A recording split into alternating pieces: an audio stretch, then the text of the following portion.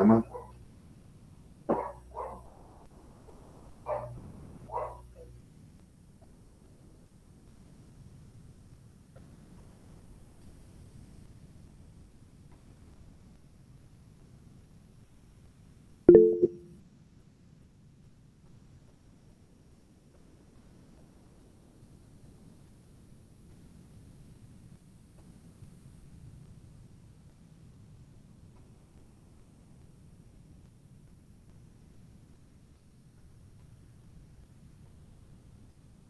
Les voy a compartir la pantalla.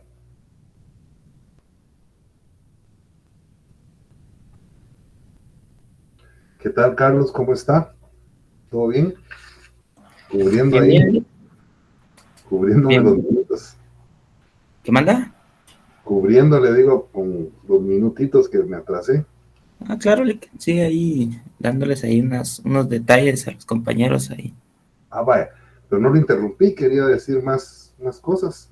No, que ahí les estaba enviando de una vez el link de asistencia para los Ah, que vaya. preguntan, ¿verdad? Y también hay una compañera que se acaba de incorporar también. Mm, bueno, eso va a ser normal, ¿verdad? Que vayan a estarse entrando cada día más gente nueva, porque llevamos Sí, apenas 2 semanas. Pues ahora les iba a mostrar el programa que lo hice. Vamos a ver.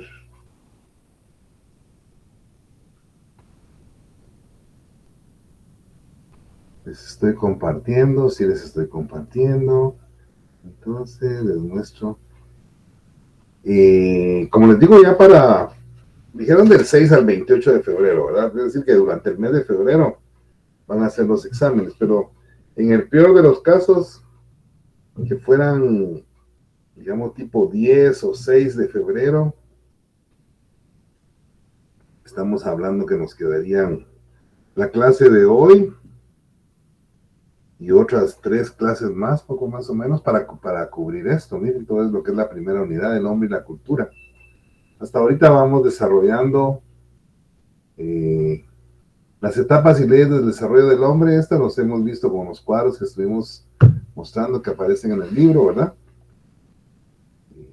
Etapas y leyes del desarrollo del hombre. El hombre como producto del desarrollo gradual del mundo animal, el origen de la vida, la materia orgánica, el origen del mundo, etcétera, de la tierra. Tenemos que cubrir todavía el tema de la cultura. Terminar con esto,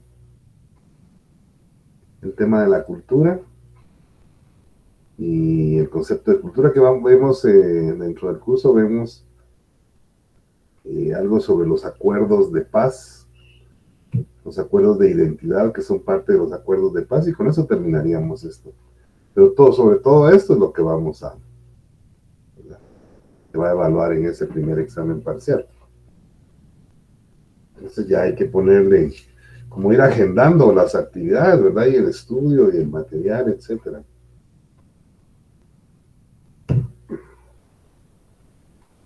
Sobre esta primera unidad. Hoy vamos a continuar con lo que veníamos platicando. Vamos a ver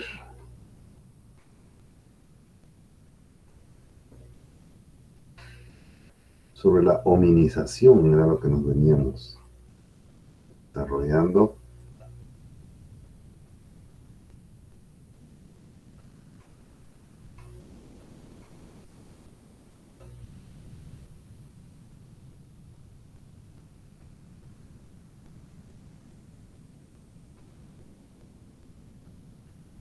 Ya les puse otro material de apoyo ahí ¿cómo se llama? En Classroom. Hoy les agregué otro material de apoyo. Sobre esto, miren que empezamos ya a verlo desde ayer, pero hoy pues lo agarramos ya parejo. Hominización, en la página 39 de su libro está desarrollado este tema. ¿Verdad? Decíamos, ¿qué entendemos por hominización? nombre que recibe la transformación del mono en hombre. ¿Verdad?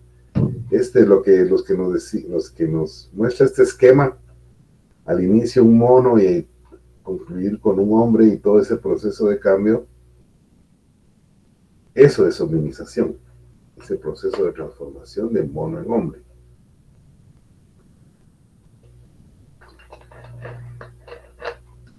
Es decir que, por supuesto, también los animales tuvieron un proceso de cambio, pero aquí hominización es específico del ser humano, ¿verdad? A ver.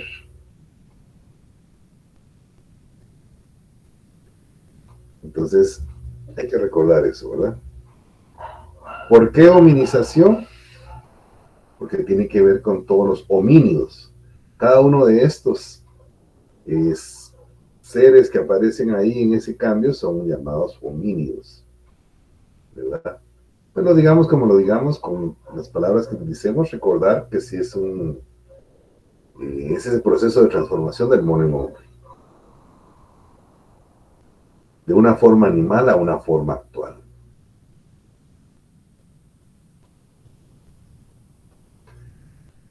Todo este proceso de hominización surge con la teoría de Darwin, quien en 1871 publicó su libro sobre la descendencia del hombre,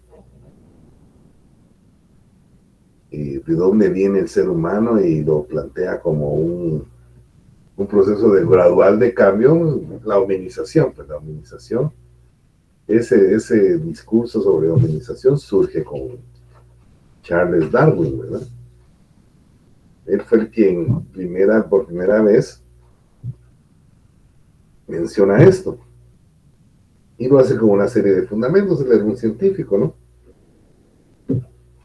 Lo hace con una serie de fundamentos que le dan cabida a esa teoría, a la nueva teoría que habla de ese proceso de cambio de lo que hoy es el ser humano y cómo vino cambiando durante muchos años hasta convertirse en lo que es hoy por hoy, ¿verdad? Con diferentes. Todo eso lo apreciamos en los cuadros que vimos, pues yo los invito a seguirlos viendo, los cuadritos, porque ahí está como resumidas las características.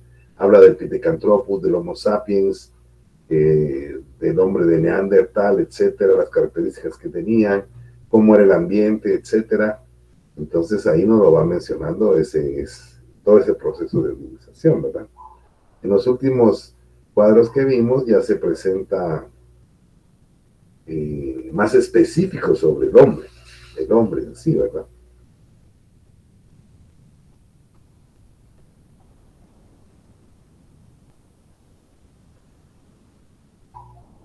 Entonces no olvidar, ¿verdad? Charles Darwin como el origen de esa teoría de la evolución, esa hominización, que no es más que decir que el hombre viene de un animal, ¿verdad? Y se dio dentro de un proceso gradual de cambio, adaptándose a su medio ambiente, modificando su medio ambiente, sobreviviendo, cambiando. Si no cambiaba, no sobrevivía, ¿verdad? Desarrollando su mente increíblemente, un ser que no es tan fuerte como otros, pero con su inteligencia supo dominar a todos los seres vivos, ¿verdad?, que existen, y vencerlos. Fue un periodo largo y sufrido, porque al final, pues Charles Darwin nos ilustra cómo se dieron esa serie de cambios. ¿Qué se resume? Se resume en este esquema, como les decía. Entonces, lo que se denomina hominización, antropogénesis, algunos autores lo llaman antropogénesis. Decíamos ayer también el Menschwerdung de los antropólogos alemanes, no lo corresponden a esa transformación. Es decir, en diferentes lenguajes se menciona la hominización, y a veces con diferentes palabras, pero que al final significan lo mismo. Hominización, proceso de cambio, de un animal a hombre. Transformación gradual, poco a poco, ¿verdad? Para estudiar este proceso de cambio, existen dos ángulos diferentes o dos perspectivas que nos permiten estudiarlos. Una es el de la comparación de las formas actuales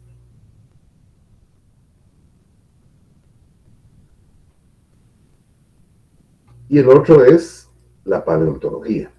Es decir, hay dos tipos de estudios que nos permiten ver esa serie de cambios y analizarlos. La comparación de las formas actuales y la paleontología.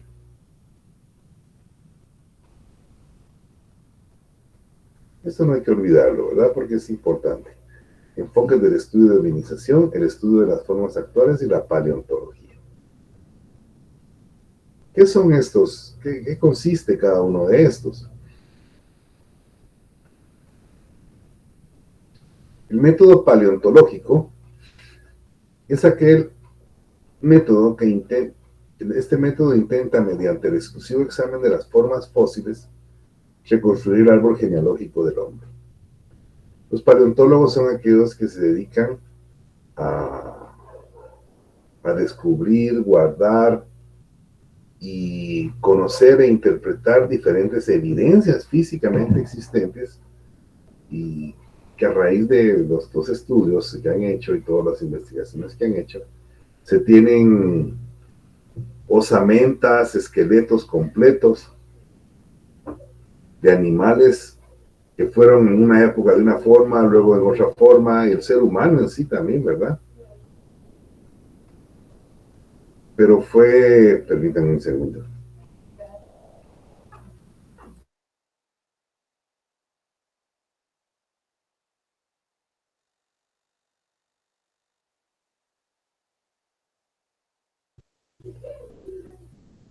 Perdón, aquí estaba aclarando ahí que ya comió el perrito, porque si no le dan de comer, y el chucho es el que más, le dan 10 veces de comer, 10 veces come. Entonces, eso está, por eso interrumpí la clase, les cuento. Entonces habían dos métodos, ¿no? Decíamos el estudio de las formas actuales y la paleontología para estudiar la hominización. El método paleontológico se basa específicamente en los huesos fósiles, llamados fósiles, ¿verdad? Huesos con una antigüedad milenaria, pero que permiten ver cómo eran los seres humanos en aquel entonces, o los llamados homínidos. Y se ve, gracias a esta serie de cambios, de evidencias fósiles, los cambios que se dieron en los homínidos, ¿no? El ser humano para llegar a ser humano. Entonces, la paleontología, básicamente los huesos, ¿no? Las formas fósiles, que son esos fósiles base del estudio, ¿no? Por otro lado, la comparación de las formas actuales destaca las semejanzas y las diferencias entre los caracteres anatómicos, fisiológicos y psicológicos del hombre y de los mamíferos más cercanos a nosotros. Este no se basa exclusivamente en los huesos, aunque sí toma en cuenta los fósiles, ¿verdad? Y establece a través de ellos ya otros aspectos que ya no se pueden ver en los fósiles, como la anatomía, la fisiología, el pensamiento, los actuares de esas personas, trata de descubrirlos. Establece qué estadios intermedios debieron existir, qué factores evolutivos entraron en juego. ¿Verdad? ¿Cuál consideran ustedes de estos dos métodos que es el más importante para el estudio de la hominización?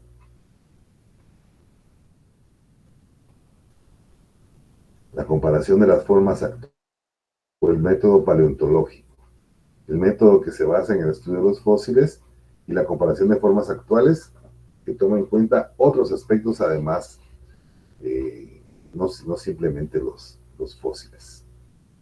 ¿Cuál dirían ustedes que es el fundamental, el más importante? Si les viniera esta pregunta.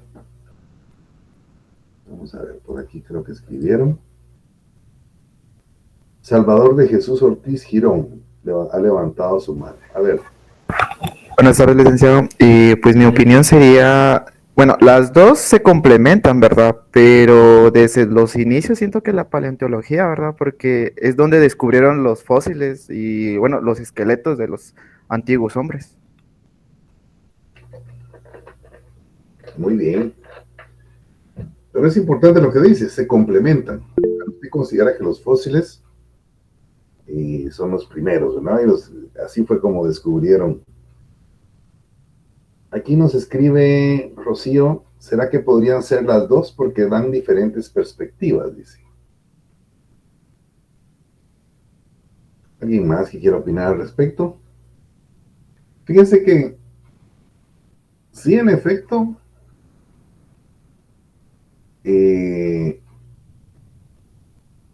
hay quienes excluyen el método comparativo, el método de las formas actuales. Incluso se dice que es algo secundario, que no tiene mayor importancia, que lo que importa es lo que se ve, lo que se toca, los fósiles, ¿verdad? La evidencia es lo que vale. Esto les va a tocar a los auditores en su momento, en diferentes investigaciones que hagan, decir, bueno, lo que veo es lo que vale, ¿verdad? Lo que existe es lo que vale, lo demás no es. Bueno, pero en este tipo de investigaciones, en un momento dado, el método comparativo se toma como secundario. Incluso dice acá que para algunos dicen que se excluya, que nos quedemos únicamente con los fósiles. Pero se considera que esto es excesivamente excluyente, ¿no? Porque la comparación de formas actuales tiene su valor en cuanto a que destaca las semejanzas y las diferencias entre los caracteres anatómicos, es decir, de que vemos un fósil de un homínido y vemos otro fósil de otro homínido 10.000 o 50.000 años y después y decimos, bueno, pues, o 10.000 años después, ciertamente hay cambio, pero ¿cómo era entonces su musculatura? ¿Va? Estamos viendo el comportamiento óseo, cómo era su musculatura, cómo era su posición, eh, eh, cómo se comportaba, ¿verdad? ¿Qué lo llevó a ser así, así? Es decir, que busca más como causas de cambio. Entonces, si nos guiamos porque el método comparativo de las formas actuales no debe ser tomado en cuenta, como algunas personas lo dicen, se considera, nos dice el libro, excesivamente excluyente. Porque si bien el libro también dice lo que ustedes acaban de decir, los que participaron, dice los dos métodos no se excluyen entre sí, más bien se complementan. El método paleontológico casi siempre hace abstracción de las investigaciones causales, es decir, el por qué. Realmente se dio un cambio y tenemos una evidencia del esqueleto, del cráneo de un homínido en un momento y el cráneo de otro homínido años después, ¿verdad? ¿Por qué? ¿Por qué es que se da eso? El método paleontológico a veces no profundiza en ese por qué causó el cambio, ¿verdad? El método de las formas sí lo hace. La paleontología humana no existía cuando Darwin escribió su libro. Darwin escribió su libro sin tener muestras óseas como las tenemos hoy por hoy. No existía la paleontología como tal, quizás sí habían algunas muestras fósiles, pero no eran tan determinantes como posteriormente fue corroborado, ¿verdad?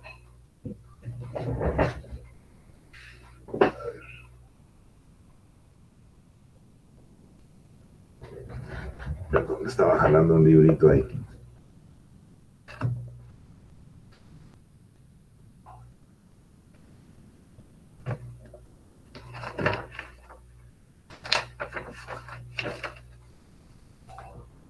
Entonces,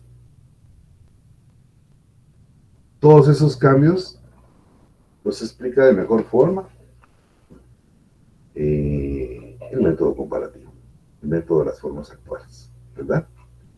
Complementan. No podríamos excluir tampoco el estudio de los fósiles y toda la riqueza que dan en cuanto a la existencia de un proceso evolutivo, ¿verdad? Pero el estudio de las formas actuales tiene gran importancia. El método comparativo se apoya no solamente en el estudio del esqueleto, toma en cuenta el estudio del esqueleto, sino en la totalidad del organismo y del organismo vivo. Nos permite encontrar las relaciones entre la forma y la función. ¿Por qué son así estos fósiles? ¿Qué función tenían? ¿Qué hacían? ¿Verdad? Porque si vemos un fósil que demuestra unas extremidades superiores muy desarrolladas o da la idea de sumamente desarrolladas, uno piensa que la función era balancearse y empujarse y usar 4 extremidades. Si vemos más adelante un fósil que ya no tiene tan desarrolladas las extremidades superiores, sino más las inferiores, la función es de que las extremidades superiores empiezan a tomar nuevos papeles, nuevas actividades. El método comparativo también nos permite estudiar experimentalmente las causas de diversas transformaciones. ¿Por qué se dieron esas transformaciones? Lo que mencionaba anteriormente. ¿A qué se debe? ¿Por qué se dio eso, verdad? Estudiar las transformaciones de orden psíquico, porque eso tampoco lo va a dar el estudio de los fósiles. Es decir, ¿qué cambios hubieron en la mente, en el cerebro? ¿Cómo fue progresando el cerebro? ¿Verdad? Ciertamente si vemos los fósiles propiamente, únicamente los fósiles, no nos damos cuenta de algunos cambios. Por ejemplo, el tamaño del cráneo, si era mayor, albergaba un cerebro mucho mayor y capaz de hacer muchas cosas, ¿verdad? Muchas cosas más. La capacidad craneal del Ramapithecus no es lo mismo que la capacidad craneal del hombre de Neandertal, ¿verdad? Por ejemplo, el Pithecanthropus. Y eso, estudiar esas transformaciones de orden psíquico, nos lo permite el método comparativo. Es decir, que ambos son de gran importancia, como lo mencionaron ustedes. Porque realmente la humanización se vuelve un cambio de cosas complejas. Se vuelve complejo. Hubo una hominización morfológica, que es aquí, como dice aquí, la hominización del cuerpo. A eso morfológico se refiere a cambios físicos que se manifestaron en algunos hechos básicos y sobresalientes, ¿verdad? Como adquirir una posición erecta. Eso se ve a través del estudio de diferentes fósiles y el estudio de las formas, el cambio de formas, como el cuerpo, la llamada hominización, pero hominización del cuerpo propiamente, adquiere primeramente una posición erecta. El cráneo va teniendo una serie de cambios y la dentadura también, es decir, que la alimentación que se va adquiriendo con el paso de muchos años, y provoca también unos cambios en la dentadura, ¿verdad? Ya no es un animal que necesita tener tan fuerte la dentadura, sino que ya aprendió a cocer y a poner al fuego sus alimentos y eso los hace más suaves y más fácilmente digeribles. Entonces, en un proceso de cambio de muchísimos años, aprenden y cambian esos aspectos puramente físicos del cuerpo, ¿verdad? El cerebro también va constantemente cambiando constantemente, ¿verdad? Así decimos cómo se tiene un cerebro más desarrollado. La actividad como recuerdan que hablamos de las leyes sociohistóricas, la vida en sociedad hace que el cerebro tome diferentes características, que sea más desarrollado, ¿verdad? El entrar hacer procesos productivos más complejos, donde se necesita la ayuda mutua, donde se van jugando diferentes papeles para cazar un animal inmenso, imagínense algo así. Perdón.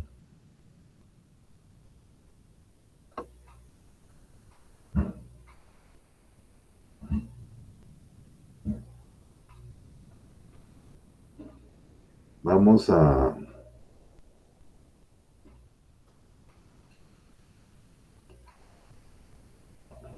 Voy a hacer algunas pruebas. Hoy fíjense que estaba pensando, de repente les pido a todos que salgan. No, a los que... Pero eso lo vamos a hacer después, yo les diría con... Voy a tratar de actualizar, porque no lo hice. La verdad que les dije que lo iba a hacer, pero no lo hice.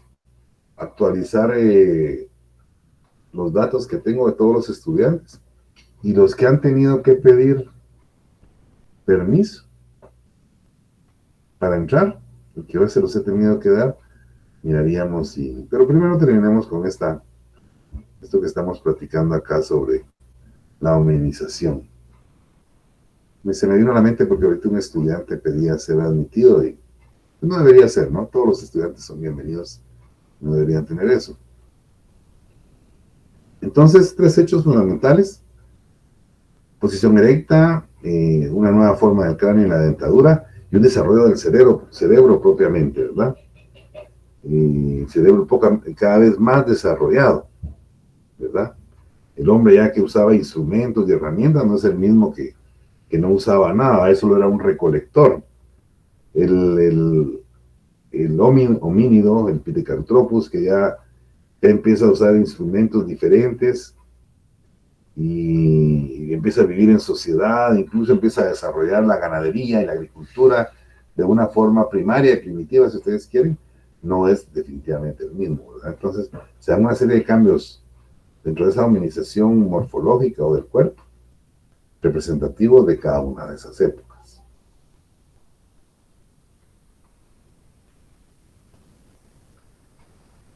La hominización del cuerpo, dice acá, entraña modificaciones en toda la estructura del cuerpo, ha dado origen a alteraciones morfológicas del esqueleto humano, incluyendo cambios en el acomodo y el tamaño de los huesos del pie.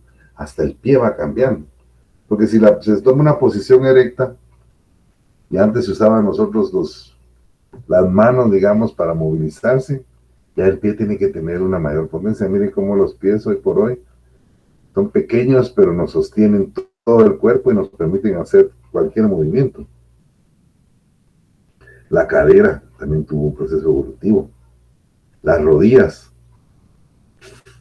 la pierna y su longitud, y la forma y orientación de la columna vertebral. También hay un desarrollo de la mano. Aquí hay una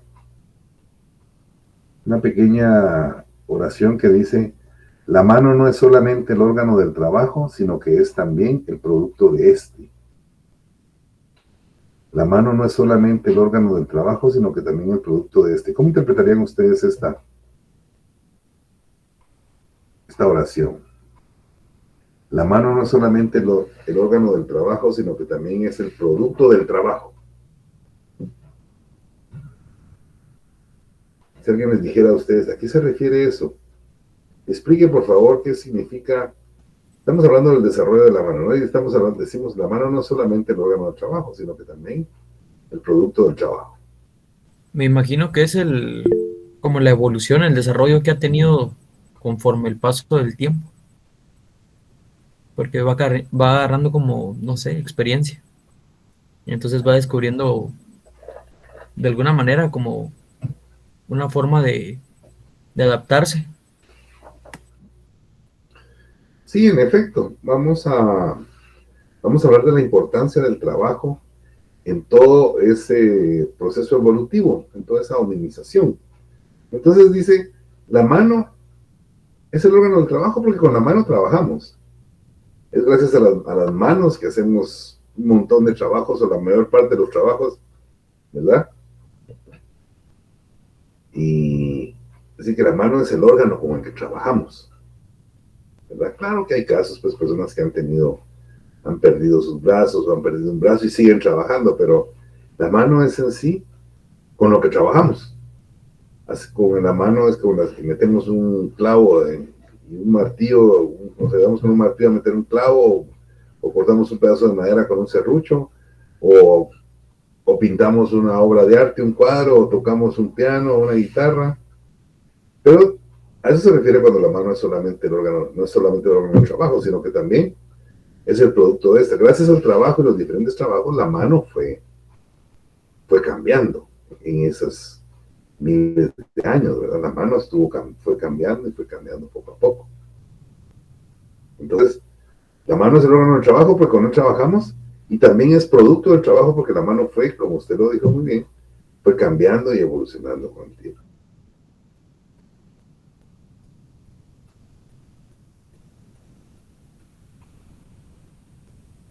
Muy bien, volvemos acá.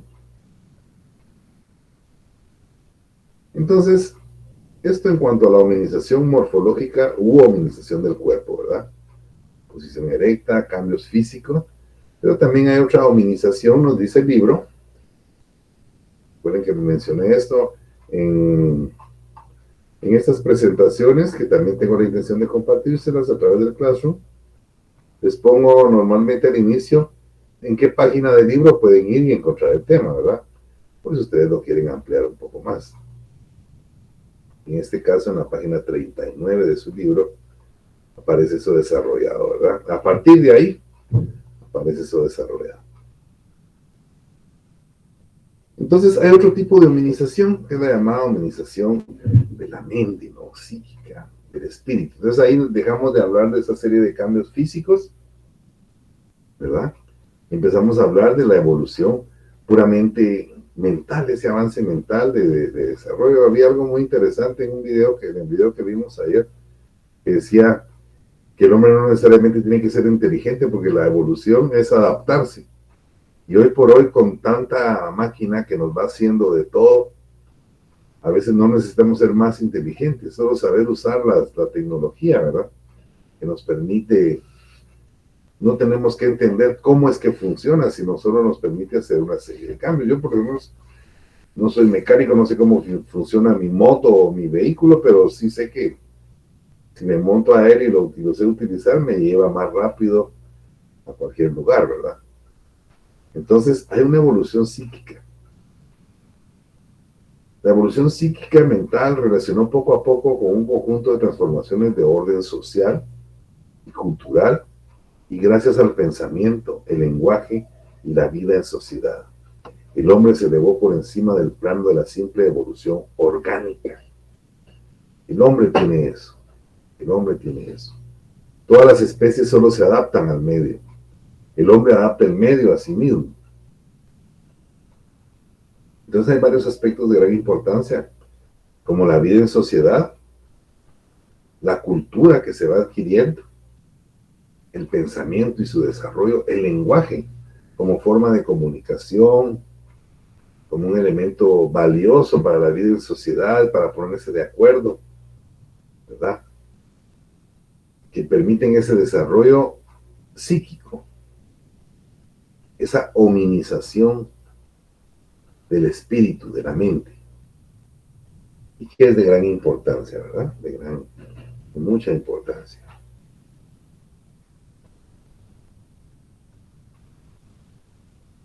En cuanto a la hominización del espíritu,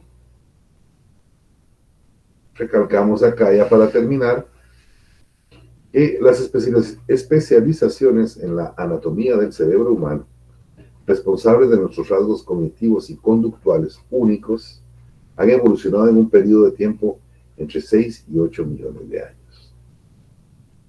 El cerebro tuvo que ir cambiando, siendo mejor, siendo más capaz de dominar el medio ambiente, a través, como les decía, de la vida en sociedad, de organizarse. Y unos aprenden de otros, ¿verdad? Lo que tiene el homínido era que podía enseñar lo que aprendió a las siguientes generaciones. Y eso iba favoreciendo el poder evolutivo, ¿no? Lo que no hace un animal, pues un animal no tiene escuelas, no tiene enseñanzas.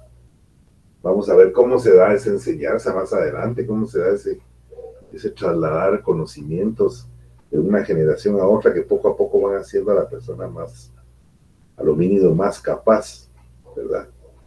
Pero básicamente tiene, gracias al lenguaje, la facultad de enseñar sus avances a sus hijos, a los más jóvenes, y estos a los más jóvenes, ¿verdad? Ir dominando el ambiente de esa manera.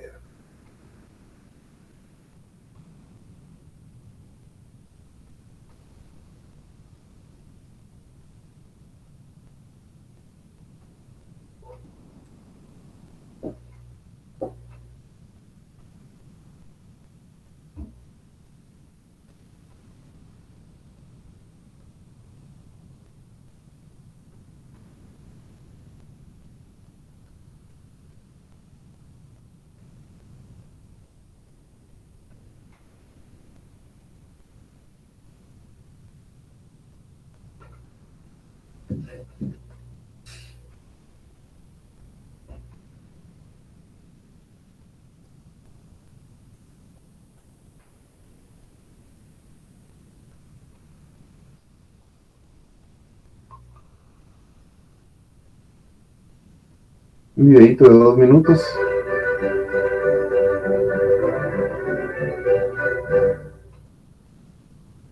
Hola, soy Manuel, voz artificial que te acompaña como profesor de historia en el canal de Aula Media. Hoy te hablaré sobre otro importante tema de la asignatura de historia, que trata sobre la sección relacionada a la evolución de la especie humana.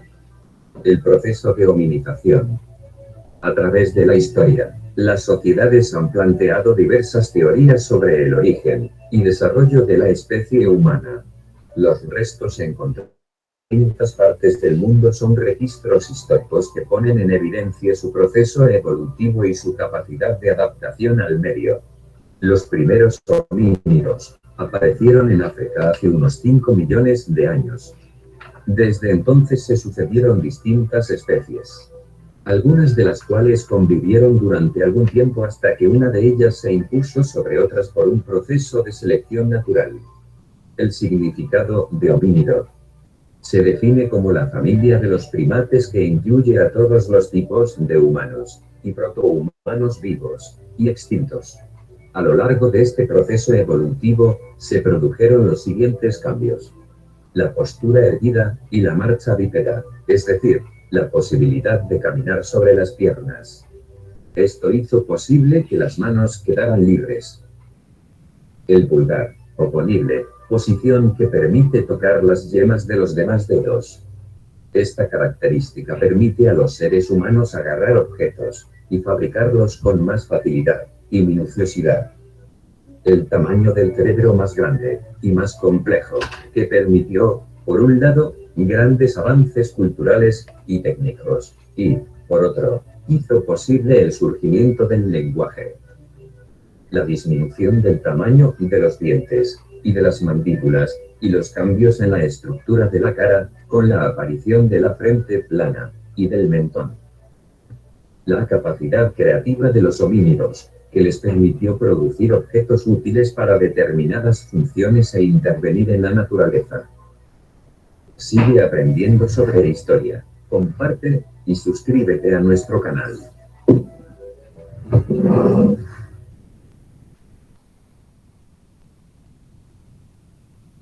Muy bien, pequeño video para que no se aburran mucho.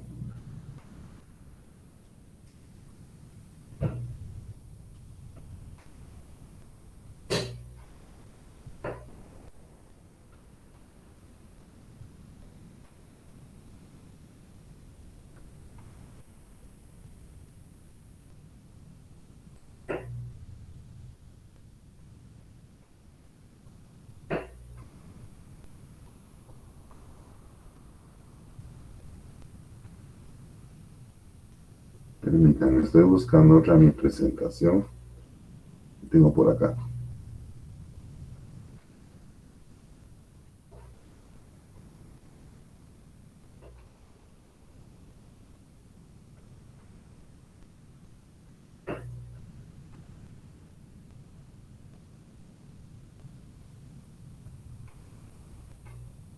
Muy bien, ahora vamos a ser un poco más específicos y de ver el papel específico del trabajo en ese proceso de hominización, ¿verdad? En la página 32 de su libro aparece esta información, ¿verdad? Y es de gran importancia, pues, ver cómo el trabajo tuvo un papel fundamental en ese proceso de cambio. Se abarca desde el punto de vista de las 3 transformaciones básicas, ¿verdad? Caminar erecto, desarrollar la mano y desarrollar el cerebro. El trabajo en sí viene siendo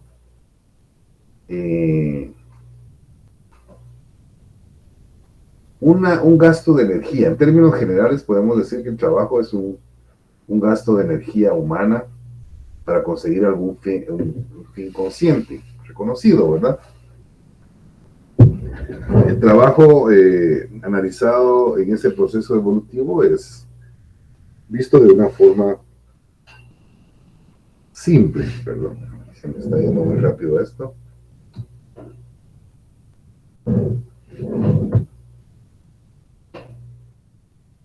No me permite ni hablar, tan rápido que va.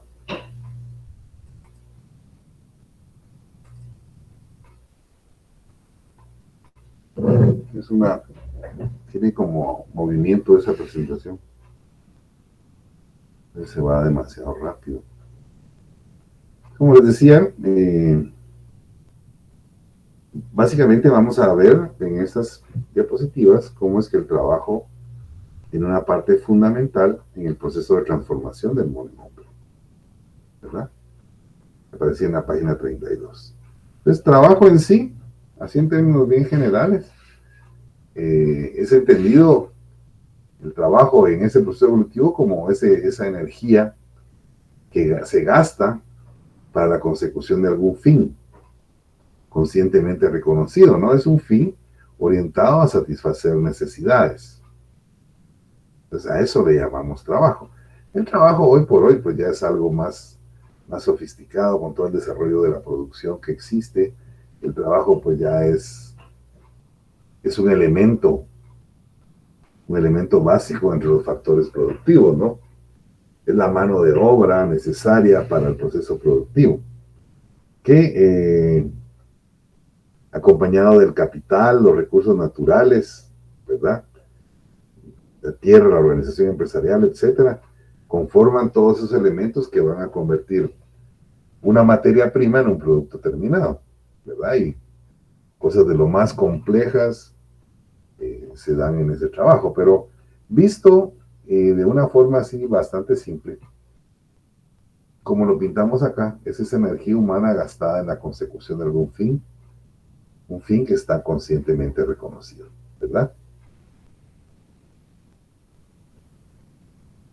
Entonces, ¿qué tuvo que ver el trabajo? ¿Qué tuvo que ver esa búsqueda de energía? Primero tendríamos que ubicarnos en que necesariamente tenemos que trabajar, pues, porque siempre, desde que, incluso hoy por hoy, pues, si se dio en ese proceso de cambio de miles de años, de millones de años, ¿verdad?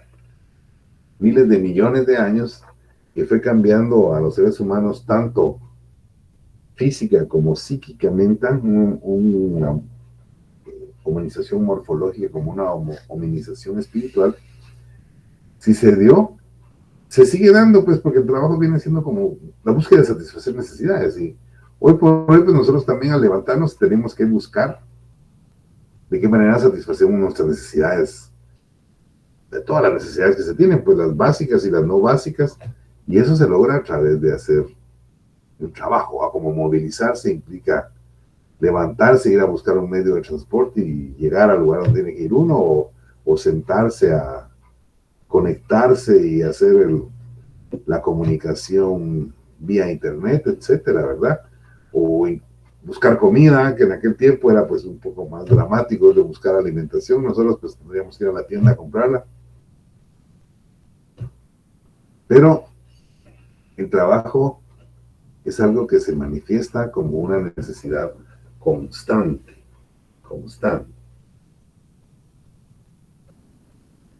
La hominización que habíamos mencionado anteriormente y que la volvemos a repetir aquí como reforzando la idea, el concepto de que es el conjunto de procesos de transformación progresiva que llevan al hombre de una forma animal a su forma actual, a la transformación del mono en hombre, se le llama hominización, dice acá, la antropogénesis, ¿verdad? De los alemanes, la misma hominización, también tuvo que ver con el trabajo. El trabajo se ha realizado a la par de procesos de hominización, por eso se dice que el hombre ha sido creado por el trabajo. El hombre ha sido creado por el trabajo.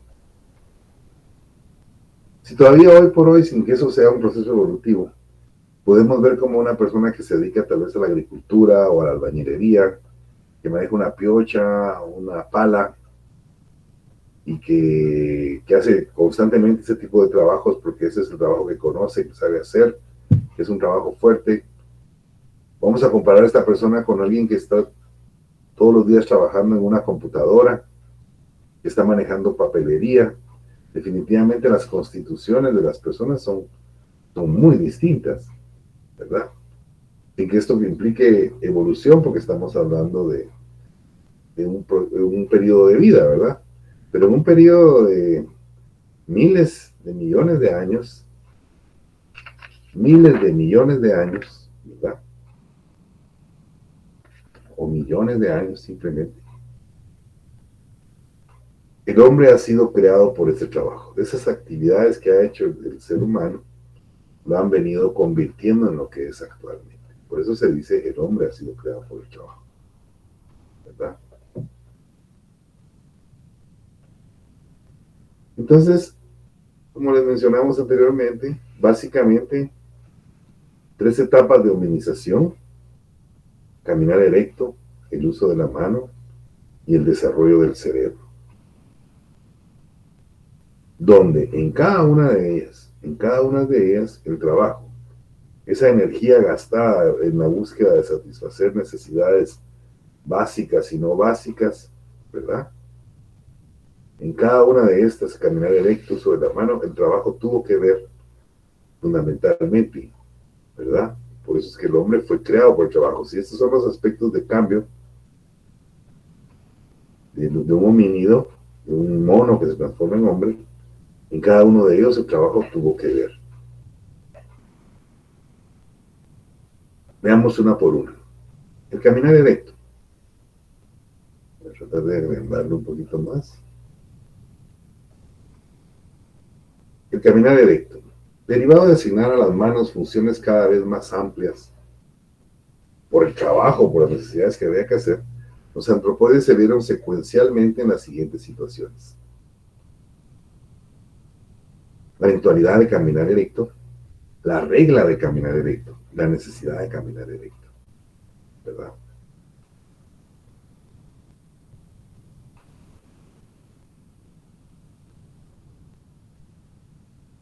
Tuvo que ir dominándose cada vez en sus 2 extremidades inferiores. Tuvo que ir utilizando las manos para diferentes actividades, recolectar algún fruto, ¿verdad? Cazar en condiciones diferentes que el medio les venía exigiendo. Entonces se vio en que en algún momento debía pararse, ¿verdad? Luego tenía que pararse constantemente y luego no podía estar sin pararse, ¿verdad? Ni para subsistir debería pararse. Pues esto es este primer cambio de la llamada triada homínida, el caminar erecto, se realiza gracias al trabajo. Es decir, el trabajo tiene una gran importancia en esto, ¿no? Esa energía humana gastada en consecución de algún fin o la satisfacción de necesidades, el trabajo favoreció el caminar erecto. Lo provocó y lo favoreció. Entonces, ¿cuál es la importancia del trabajo en el proceso de hominización? Si alguien nos preguntara eso, tendríamos que irnos y decir, bueno, hubieron 3 dentro del proceso de hominización se dieron tres aspectos fundamentales: caminar erecto, el uso de la mano y desarrollo de la mano, y el desarrollo del cerebro. Y en cada uno de ellos, el trabajo fue fundamental, como lo vemos en el caminar erecto, ¿no? El trabajo favoreció el caminar erecto. La necesidad de trabajar, de utilizar las manos para otras funciones diferentes que colgarse en árboles, etcétera, ¿verdad? O jalar algún alimento de un árbol, hacer cosas diferentes, provocado por las necesidades que existían y la satisfacción de esas necesidades, ¿verdad? Fue favorecido. El trabajo tuvo que ver con tomar esa posición erecta en millones de años, ¿no? El uso y desarrollo de la mano. Aquí nos pone un ejemplo, dice: comparemos las manos de un gorila con las del humano. El mono también utiliza las extremidades superiores en forma distinta a la de las inferiores. Sin embargo, la mano humana está mucho más desarrollada y esto se debió al trabajo, ¿verdad? El desarrollo de la mano ese es un aspecto fundamental que se da gracias a las diferentes actividades que hacen los homínidos en esos millones de años y que van cambiando la posición de su mano, ¿verdad? El desarrollo, la habilidad de su mano, pero que está orientado a esos cambios, ese esfuerzo, a satisfacer necesidades a través de diferentes actividades de trabajo. Entonces, el trabajo en el desarrollo de la mano también es fundamental. Gracias al trabajo, dice acá, perdón. Gracias al trabajo, a la adaptación a nuevas y nuevas operaciones, a la transmisión por herencia del desarrollo, a ser adquirido por los músculos, tendones, huesos, y a la aplicación constantemente renovada de este afinamiento hereditariamente adquirido, las nuevas operaciones, cada vez más complicadas, ha adquirido la mano del hombre este alto grado de perfeccionamiento. En efecto, ¿verdad? Una mano que tenía que quebrarle el cuello a un jabalí para poder devorárselo, y que posteriormente tenía que hacer algún instrumento un poco más delicado, hacer una flecha, fabricar una lanza. Su mano tuvo que haber ido cambiando.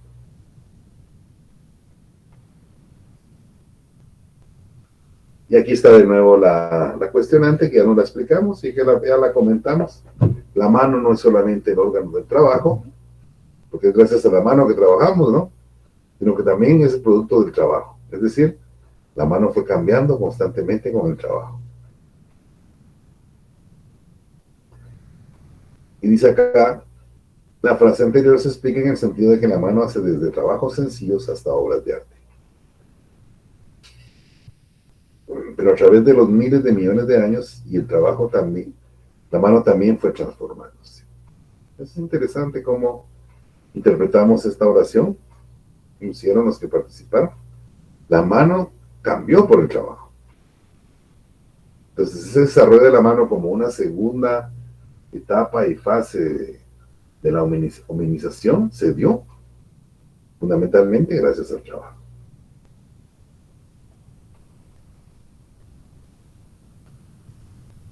Y por último, la tercera parte, recuerden, 3. Tenemos que recordar que es una llamada triada homínida, ¿no? ¿Cómo se da ese proceso de hominización? A través de caminar erecto, desarrollo de la mano y desarrollo del cerebro. Hay que recordar esas 3 cosas. En cada una de ellas el trabajo tiene un papel muy importante. Pero la mano no trabaja sola, es el miembro individual de un gran organismo armónico. Y lo que beneficia a la mano, benefició a todo el cuerpo. No es una mano, no es el dedo de la familia Adams que está solito, sino que es parte de un todo, y el cerebro se va desarrollando también. Y es la cúspide del desarrollo y de la evolución en ese homínido. Pero aquí vamos a reducir un poquito esto. Okay. El trabajo en primer lugar y después de él y enseguida a la par con el lenguaje son 2 incentivos bajo cuya influencia se ha transformado paulatinamente el cerebro del mono y cerebro del hombre. Se menciona aquí de nuevo el lenguaje. El lenguaje es de gran importancia también. Podríamos decir que el desarrollo, el caminar erecto, el desarrollo de la mano y el desarrollo del cerebro van unidos también al desarrollo del lenguaje, que fue básico para eso. El lenguaje que permite comunicar a las personas ya en esa vida social, cuando empiezan a manifestarse las leyes sociohistóricas. El trabajo en primer lugar, y después de él y enseguida a la par con el lenguaje, son dos incentivos bajo cuya influencia se ha transformado paulatinamente el cerebro del mono, el cerebro del hombre. Y remata con que podemos decir que el desarrollo actual del cerebro se lo debemos conjuntamente con el lenguaje al trabajo. De gran importancia el trabajo.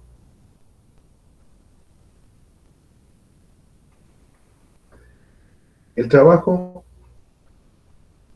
y el desarrollo social del hombre. El trabajo en sociedad. A medida que el trabajo se hacía cada vez más especializado, este contribuyó a acercar más entre sí a los miembros de la sociedad, multiplicando los casos de ayuda mutua y de acciones en común. El trabajo en grupos obligó a los hombres a perfeccionar su comunicación, a la transformación de la laringe y del nacimiento del lenguaje a base del trabajo y paralelamente con él. Obligó a los hombres a perfeccionar su comunicación, a la formación de la laringe y el nacimiento del lenguaje.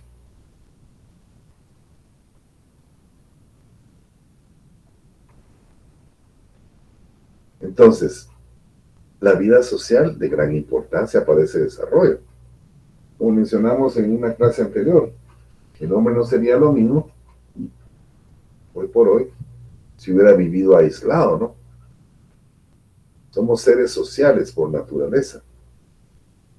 Necesitamos de las personas, pues claro que podríamos fabricar nuestro propio aceite, tener gallinas y tener nuestros propios huevos, tener una vaca y tener nuestra propia leche, pero resulta que es más fácil dar algo a la sociedad y esas cosas adquirirlas de quienes las producen, ¿no?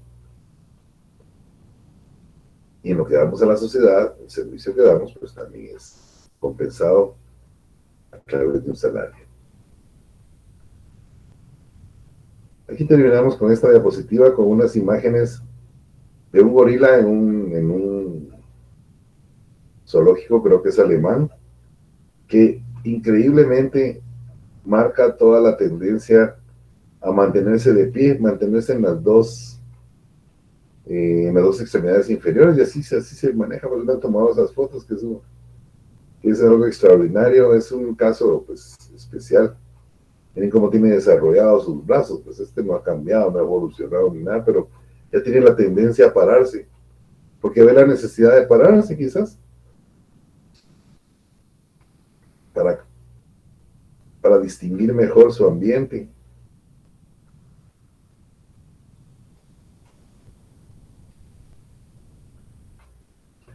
Bien, este videito pues también se los vamos a poner, perdón, esta presentación pues también se las vamos a poner en el Classroom. El Classroom es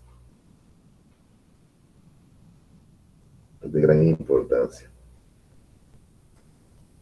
Una pequeña repetición de las diapositivas.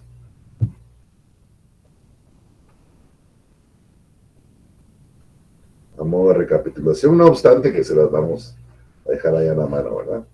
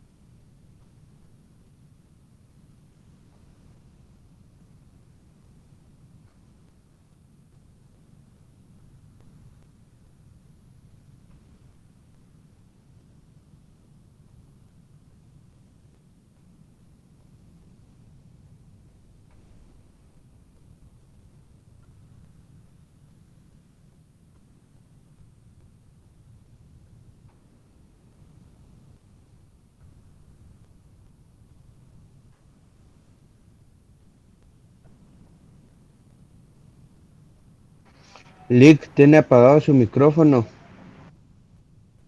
¿Así?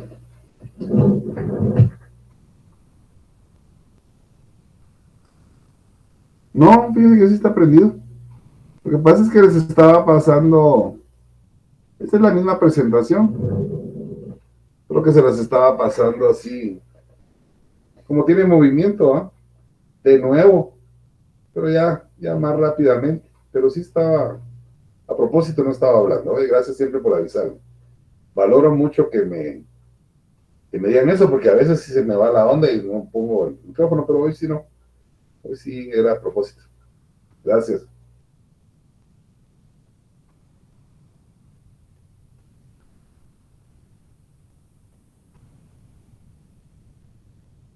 Viendo cómo en las diferentes fases, caminar erecto, desarrollo de la mano y desarrollo del cerebro, el trabajo siempre estuvo presente en esos millones de años de evolución. Y en la que se da la hominización, que es el cambio de animal a hombre.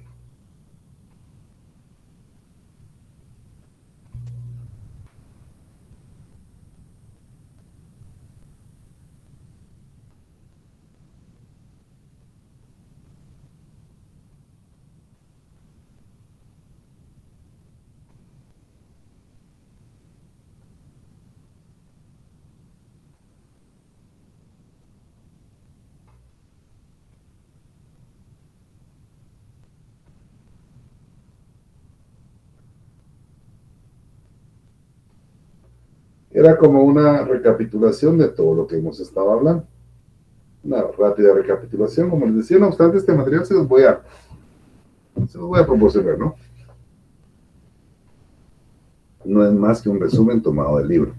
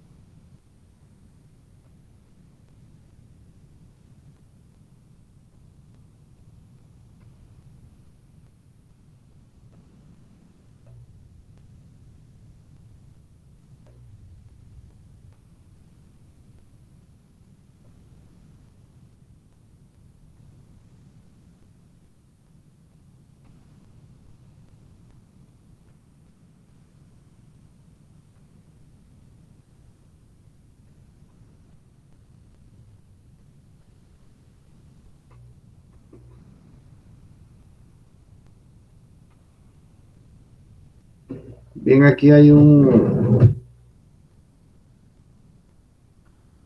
tengo un link ahí para un videíto, pero ya no nos da tiempo. Entonces el video lo vamos a dejar para otro momento. Bien. Entonces, terminamos la semana de hoy. La clase de hoy, la semana de hoy la estaríamos concluyendo, ¿verdad?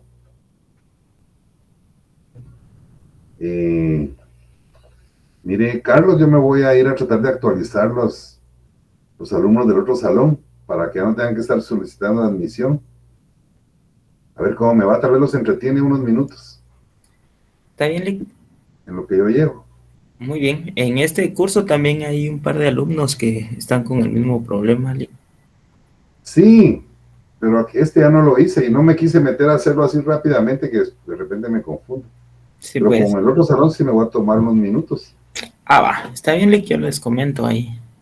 para ver si no, y si siguen con el problema algunos, pues habría que ver quiénes son, ¿verdad? Y que nos pasen su nombre e investigar de qué se trata. Muy Bueno, tal vez bien. con la actualización. Entonces, gracias por su atención, por su asistencia. Me voy. Esta semana terminamos. Recuérdense que ya está cerquita el examen, ya está cerquita el primer parcial y que tenemos que ponernos las pilas, ¿no? Mucho gusto, jóvenes. Nos estamos viendo. Gracias, licenciado. Buenas tardes. Gracias, licenciado. Gracias, licenciado. Buenas noches. Feliz Vaya, semana. licenciado. No olviden marcarse en la asistencia.